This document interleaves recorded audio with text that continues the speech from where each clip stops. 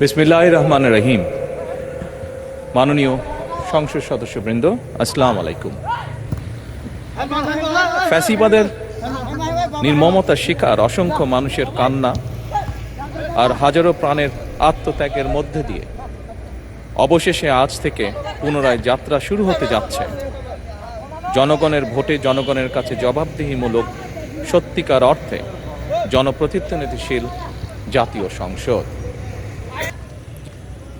বাংলাদেশের জাতীয় সংসদের রাজনীতির এই ঐতিহাসিক মুহূর্তে আমি আল্লাহর দরবারে শুকরিয়া জানাই, যার অশেষ রহমতে আমরা একটি ন্যায়ভিত্তিক গণতান্ত্রিক মানবিক বাংলাদেশ প্রতিষ্ঠার লক্ষ্যে যাত্রা শুরু করতে পেরেছি। 1971 সালের স্বাধীনতা যুদ্ধের থেকে শুরু করে 2024 সালের দেশ এবং জনগণের স্বাধীনতা রক্ষার যুদ্ধ সহ এই পর্যন্ত দেশে গণতন্ত্র এবং মানুষের অধিকার প্রতিষ্ঠার সংগ্রামে যারা শহীদ হয়েছেন, ত্রয়োদশ জাতীয় সংসদ শুরুর এই যাত্রা লগ্নে আমি তাদেরকে কৃতজ্ঞতার সঙ্গে স্মরণ করছি। এই আন্দোলন সংগ্রামে যেসব মায়েরা তাদের সন্তান হারিয়েছেন, যেসব সন্তানেরা তাদের প্রিয়জন হারিয়েছেন, যেসব পরিবার তাদের সন্তান স্বজন হারিয়েছেন, যেসব আহত মানুষকে তাদের স্বাচ্ছন্দ্যের জীবন হারাতে হয়েছে, যেসব মানুষগুলো নির্যাতন, নিপীড়ন, রাজনৈতিক হয়রানি কিংবা মিথ্যে মামলা শিকার হয়ে সর্বস্ব হারিয়েছেন, আমি তাদের সকলের অবদানকেও কৃতজ্ঞতার সঙ্গে স্মরণ করছি।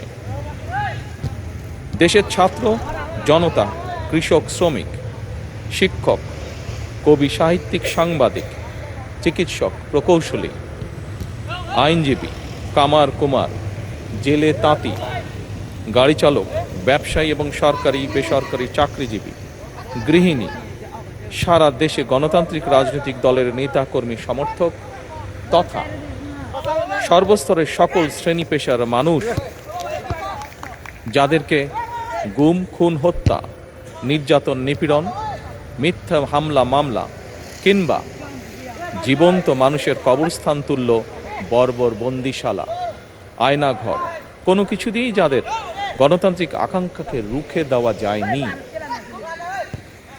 যাদের সাহসী ভূমিকায় দেশে পুনরায় গণতন্ত্র ফিরে এসেছে, আমি ত্রয়োদশ জাতীয় সংসদের এই যাত্রা লগ্নে দেশের স্বাধীনতা প্রিয় গণতান্ত্রিকামী বীর ছাত্র জনতাকে জানাই অভিনন্দন।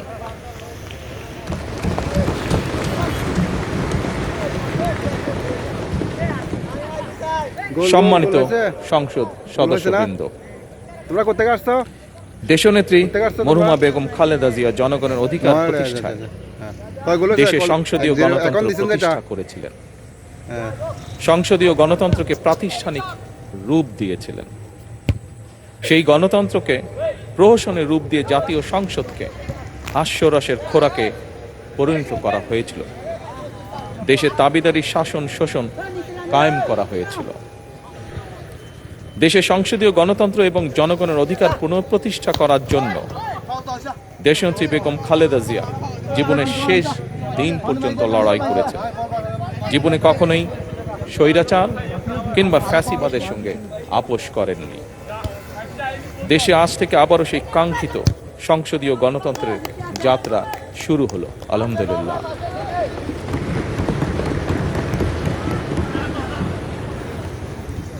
সংসদীয় রাজনীতি প্রতিষ্ঠাতা খালেদা জিয়া দেশ এবং জনগণের সাফল্যে এই শুভ মুহূর্তটি দেখে যেতে পারেননি। আজ তাই এই জাতীয় সংসদে দাঁড়িয়ে আমরা দেশ এবং জনগণের স্বার্থে আপসীর নেতৃত্ব, ব্যক্তিত্ব, স্মরণীয়, বরণীয়, অনুকরণীয় রাজনীতিবিদ মরহুমা খালেদা জিয়াকে গভীর শ্রদ্ধার সঙ্গে স্মরণ করছি।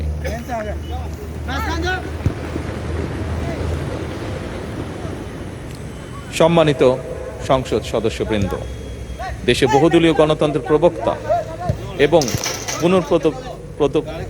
প্রবর্তক, স্বাধীনতার ঘোষক শহীদ প্রেসিডেন্ট জিয়াউর রহমানের একটি উক্তির কথা আপনাদের সামনে আমি স্মরণ করতে চাই।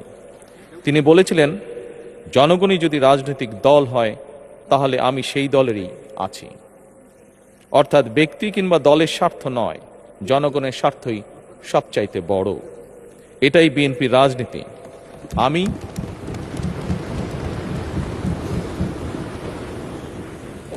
আমি প্রথমবারের মতন বাংলাদেশ জাতীয়তাবাদী দল বিএনপি থেকে জাতীয় সংসদ সদস্য নির্বাচিত হয়েছি। জাতীয় সংসদীয় দলের নেতা নির্বাচিত হয়েছি। জাতীয় সংসদে দলের প্রতিনিধিত্ব করলেও প্রধানমন্ত্রী হিসাবে আমি এই জাতীয় সংসদে দেশের প্রতিনিধিত্ব করছি। দল, মত, ধর্ম, বর্ণ নির্বিশেষে দেশের জনগণের প্রতিনিধিত্ব করছি। আমার রাজনীতি দেশ এবং জনগণের স্বার্থ রক্ষা করার রাজনীতি। বিএনপির রাজনীতি জনগণের জীবন মান উন্নয়ন এবং স্বনির্ভর বাংলাদেশ গড়ার রাজনীতি। প্রতিটি পরিবারকে স্বনির্ভর করাই আমাদের রাজনীতির লক্ষ্য। প্রতিটি পরিবারকে স্বনির্ভর করার মাধ্যমেই বিএনপি একটি স্বনির্ভর, সমৃদ্ধ, নিরাপদ, গণতান্ত্রিক বাংলাদেশ প্রতিষ্ঠা করতে চায়। এই লক্ষ্য অর্জনে আমি জনগণের সমর্থন এবং সহযোগিতা চাইছি। এই মহান জাতীয় সংসদে সকল দলের নির্বাচিত প্রতিজন সংসদ সদস্যের সমর্থন এবং সহযোগিতা আশা করছি।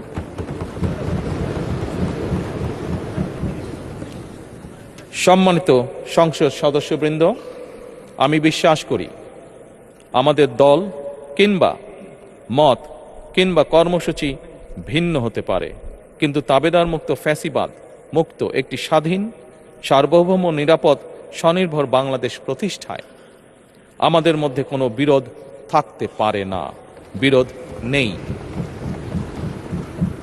জাতীয় সংসদকে জাতীয় কর্মকাণ্ডের কেন্দ্রবিন্দু না করে বিতাড়িত ফ্যাসিস্ট সরকার জাতীয় সংসদকে অকার্যকর করে ফেলেছিল। আমরা এই মহান জাতীয় সংসদকে সকল যুক্তি, তর্ক আর জাতীয় সমস্যা সমাধানের কেন্দ্রবিন্দুতে পরিণত করতে চাই।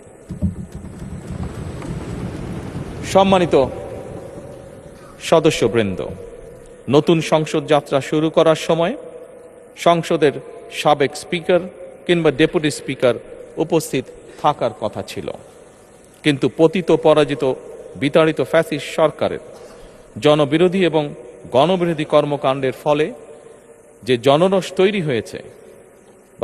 তৈরি হয়েছিল তাতে এই মহান সংসদের সাবেক স্পিকার বা ডেপুটি স্পিকারকে খুঁজে পাওয়া যায়নি। তাদের কেউ কারাগারে, কেউ নিখোঁজ কিংবা কেউ পলাতক। দীর্ঘ ১.৫ দশকের ফ্যাসিবাদী এবং তাবেদারি শাসন শোষণের পর জনগণের ভোটে নির্বাচিত প্রতিনিধিদের নিয়ে আজ আমাদের এক বিশেষ পরিস্থিতিতে জাতীয় সংসদের কার্যক্রম শুরু হতে যাচ্ছে।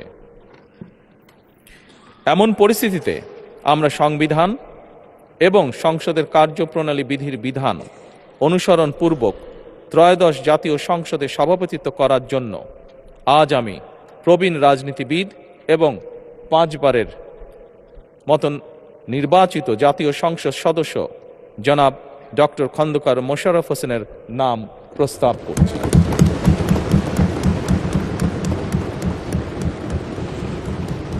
সম্মানিত সংসদ সদস্যবৃন্দ, আমাদের সংসদীয় রীতিনীতির ইতিহাসে এই ধরনের পরিপ্রেক্ষিত নজিরবিহীন নয়।